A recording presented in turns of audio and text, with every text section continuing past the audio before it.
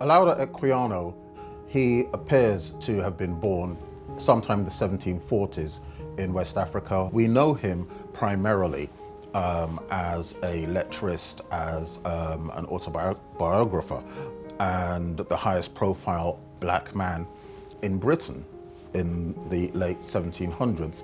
Olaudah Equiano was someone who'd been enslaved as a child, but he was in the unusual position of being able to, or engineering the possibility of buying his own freedom. Making his way to London, he establishes himself as a correspondent, a public figure, a black abolitionist, and he has given us the gift of his narrative, his autobiography, his life story. And it, to be modern about it, was a bestseller.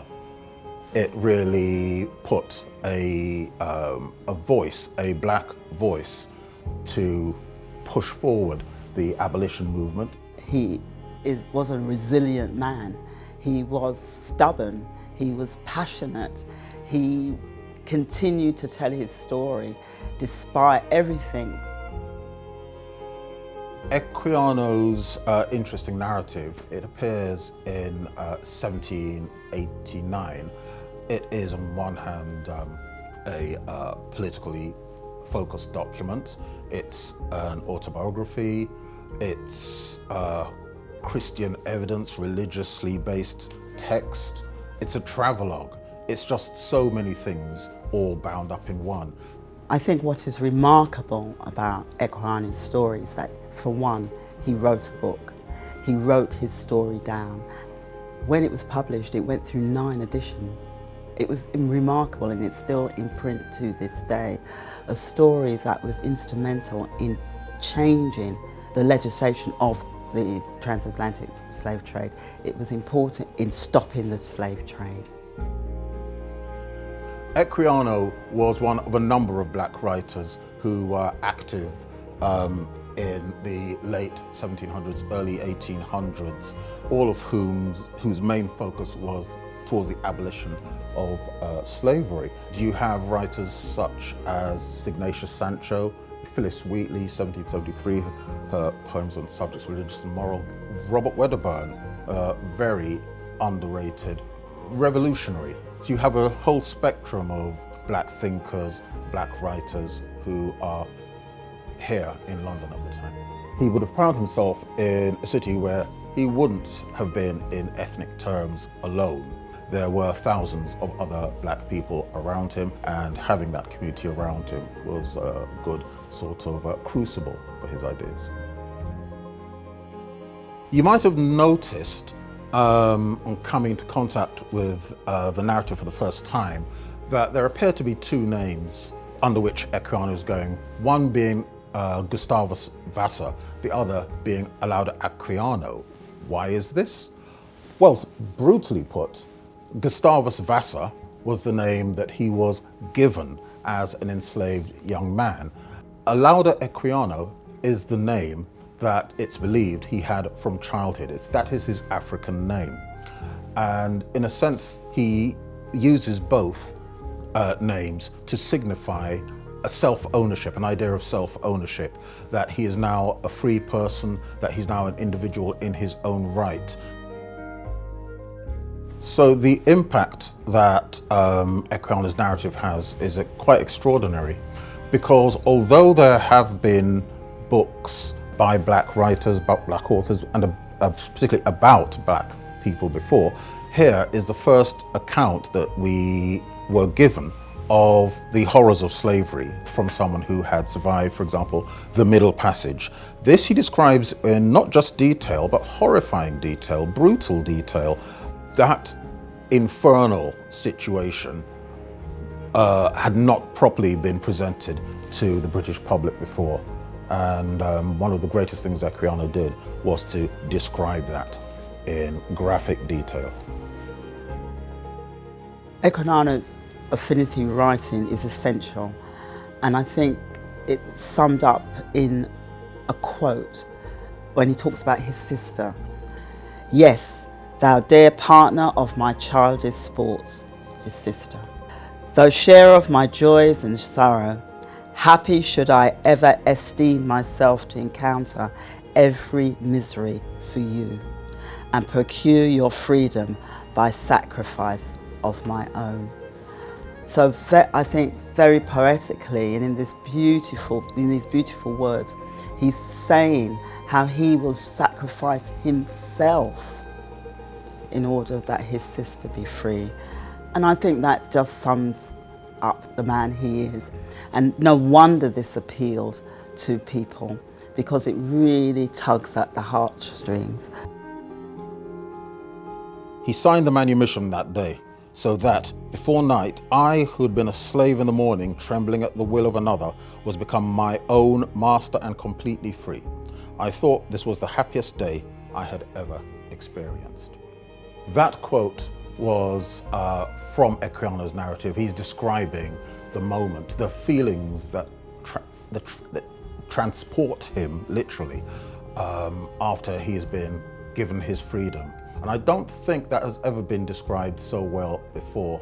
It describes his feelings of literal freedom from bondage.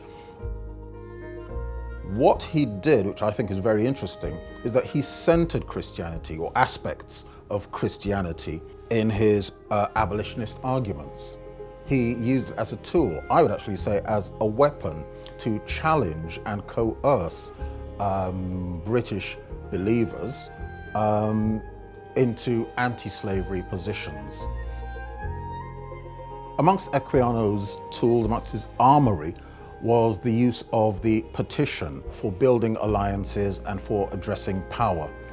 And to that end, he was part of a group who co-signed themselves the Sons of Africa.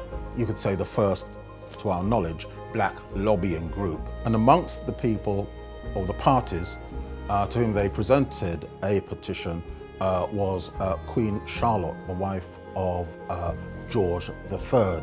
It was again pushing or presenting the case for abolition, but here it's at the highest sort of level. They are going to the monarch by way of his wife.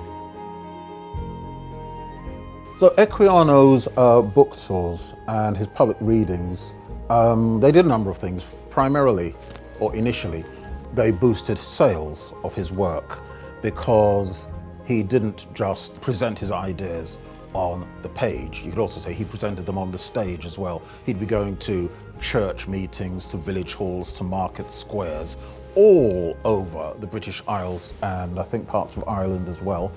And he became the face of abolition, a black face of abolition. And it's important to keep in mind that he wasn't just going to metropolitan centres and ports like London, Liverpool, etc., Bristol, but he was going to small towns, market towns. Having him there presenting these ideas would have been very powerful.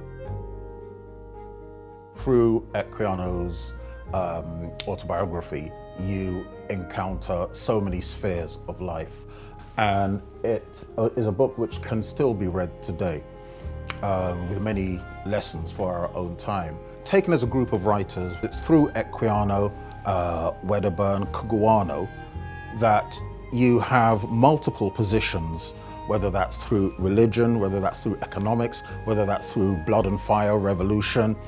You have a way of looking at tools for examining identity. As in Equiano's case, can we claim an African identity? Can we claim a British identity? Can we claim a North American identity? Or can we just be identity fluid? These are things which are embedded in Equiano's writing and part of his legacy. His attitude, his fight, I think, is really important. And it's a journey that began when he wrote his book, he took his stand, a journey that continued throughout Black British history to events like the Bristol bus boycott of April 1963.